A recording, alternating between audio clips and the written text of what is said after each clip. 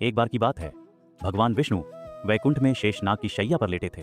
लंबे समय से विश्राम करते करते वे ऊब गए। उन्होंने मन में विचार किया कि धरती लोक पर भ्रमण किया जाए। जैसे ही वे यात्रा की तैयारी करने लगे, देवी लक्ष्मी ने उनसे पूछा, प्रभु, आप इतनी सुबह सुबह कहाँ जा रहे हैं? भगवान विष्णु मुस्कुराते हुए बोले, प्रिय, मैं धरती लोक की सैर के लिए जा रहा हूँ। देवी लक्ष्मी ने उत्साहपूर्वक कहा, प्रभु, क्या मैं भी आपके साथ चल सकती हूँ?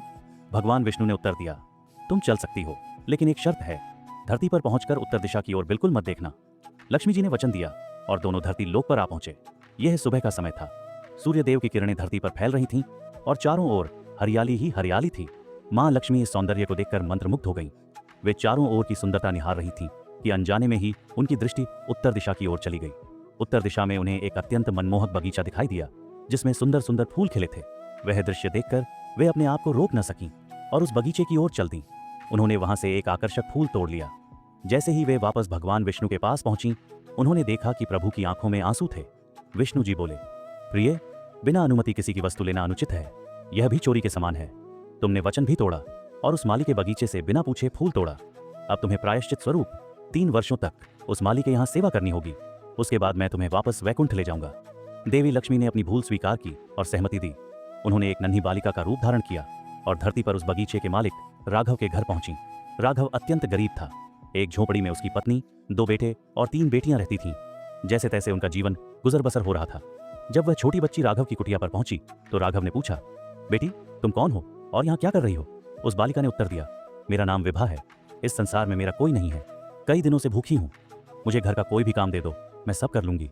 बस मुझे एक कोने में रहने का आसरा दे दो। राघव ने दयालुता से कहा, बेटी, मैं बहुत गरीब हूँ।